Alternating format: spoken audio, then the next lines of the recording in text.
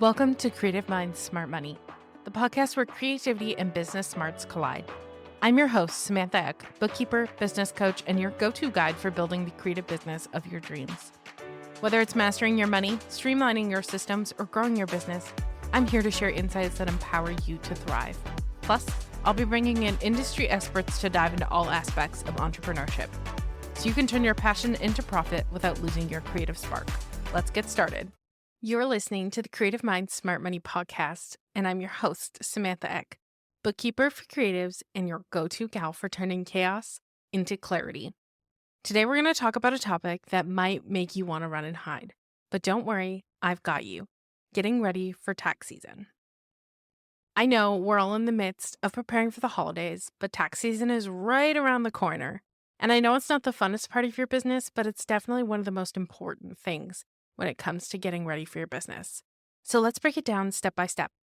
By the time we're done, you'll know exactly what to do to crush tax season without breaking a sweat. Okay, maybe a little bit of sweat, but no panic attacks, I promise.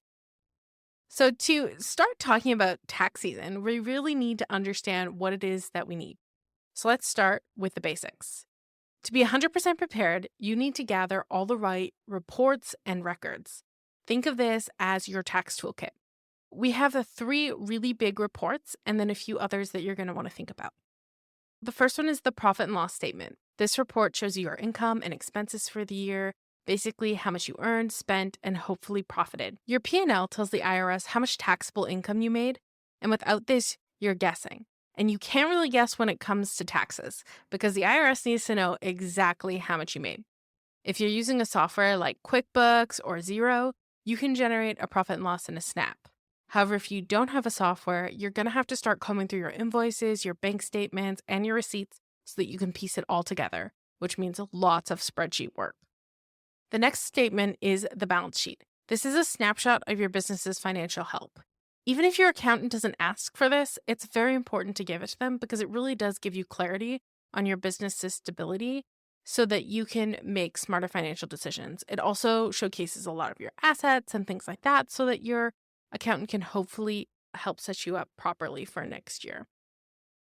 The cash flow statement is the report that tracks the money flowing in and out of your business. It's like the P&L's cooler, more detailed cousin. It helps spot patterns and shows whether you're managing cash effectively, something the IRS loves to see. While this isn't necessarily essential, it's definitely good to show your accountant because it can allow them to compare the number on your cash flow statement versus the number on your profit and loss. A couple of other extra reports I want to add in there for you to consider giving to your accountant when you're ready. If you're using an accounting software, these reports are really easy to pull. Unfortunately, if you are using a spreadsheet, this is something you won't have access to. But one of the things is a trial balance report, which is essentially showing what your accounts look like at a certain point in time to make sure both your assets and your liabilities and equity equal each other, which is very important in double entry bookkeeping and accounting, which is something that you wouldn't necessarily have knowledge of, but is very important for your accountant. The other report is your general ledger. Your general ledger shows everything that went on in your business throughout the entire year, and it is so important to hand off to your accountant. Because if they ever have any questions or doubts about something, they can look through your general ledger and see where they might think something has gone wrong or something hasn't gone quite right and automatically tell where the issue is. So let's say, for example, they notice that your advertising and marketing is over $10,000. They could look at that and say, $10,000 might seem a little bit high. And when they actually analyze it and see, okay, well, we had a lot of Google ads, we had a lot of things going on, but then maybe they see an asset that was accidentally misrecorded to advertising and marketing. It just gives them that insight so that they can make those adjustments and also let you know if they spot anything wrong. So obviously reports are great, but they're only part of the picture. You also need to back them up with some sort of records. A lot of them are expense records. So if you have things like a 1099 or a 1099K, if they're applicable, with PayPal, Venmo, things like that, they'll usually all give you ones if you reach a certain threshold. So things like that are going to be really, really well received for your accountant. Obviously, if you are having in accounting software, all of your invoices and things like that are stored within there. So that's not really something you have to worry about. But those 1099s are going to be very important, especially if you're a single member LLC or a sole proprietor. As an S Corp, usually that gets filtered through your business. So your 1099s are more likely to come into your business. Whereas if you are a sole prop or a single member LLC, those 1099s are going to go on the Schedule C on your tax return. The next thing you want to think of is those expense records. So any sort of big asset purchases you made, you're going to want to have those contracts for them so they can review them and make sure they're recorded properly. You're going to want to have your receipts. If you don't have an accounting software and you haven't been attaching them, those are definitely going to be something that they want. And even if you're not sure if it's deductible, keeping a receipt anyway can help a tax pro decide if it is or isn't deductible. Obviously, your bookkeeper, if you're working with one, should know those things, but there are also things that tax pros might be more knowledgeable about in that case. Then you also want to have some bank statements, even though your documents might be all recorded in your bank account, everything like that. The accountant is definitely going to want to look through the bank statements and make sure that there's no mixing and that there's nothing they're missing. You don't really need personal bank statements. You only need your business's bank statements just so they can understand everything. The next thing you're going to want to give them is a mileage log. If you drove to client meetings, shoots, or craft fairs and you're not taking an automobile expense deduction, then they're going to need that mileage log so that they can appropriately calculate how much you're going to be getting back in mileage.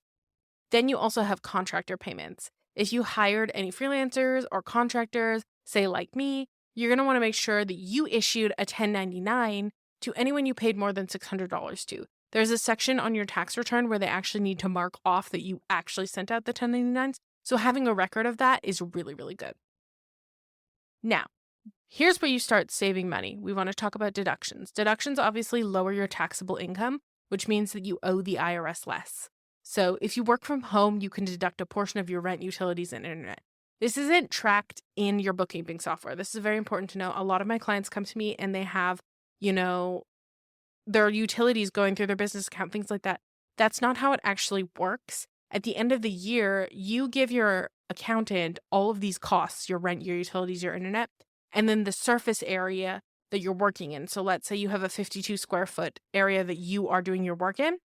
That accountant will then take that and have that percentage of all those utilities, rent, and internet calculated so that they can write those off for you. You also want to think of supplies, travel, things like that. Again, if you're keeping detailed records of this throughout the year with your bookkeeping, this will be a breeze. You can literally just hand everything off to them. There's very little you will actually need to provide to your accountant. And most bookkeepers will give you tax-ready documents that you can just hand right off to them. So you don't even need to lift a finger. You're pretty much ready. Now, if you are mixing business and personal finances, you're making tax season way harder than it needs to be. Way back when we started this podcast, we were talking about why it's so important to separate your business and your personal. Obviously, we get cleaner records, fewer headaches, and the IRS loves clean, separated records. Because if you're mixing funds, it can raise a lot of red flags, especially during an audit.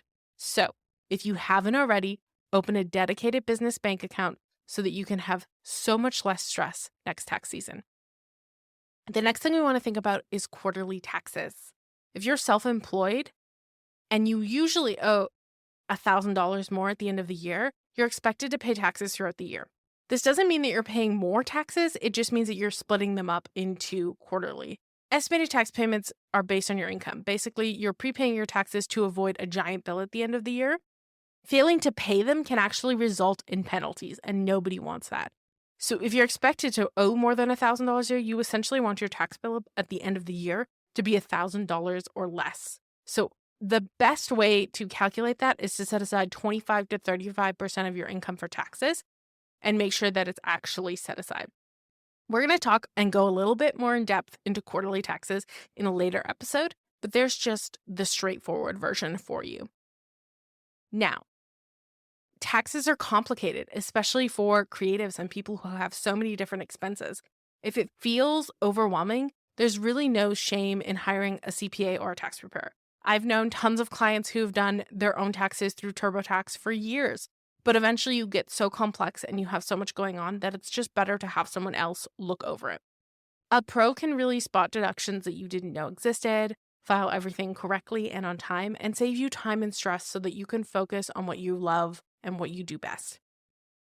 I want to remind you that hiring isn't just an expense that is write-offable, but it's also an investment in your peace of mind.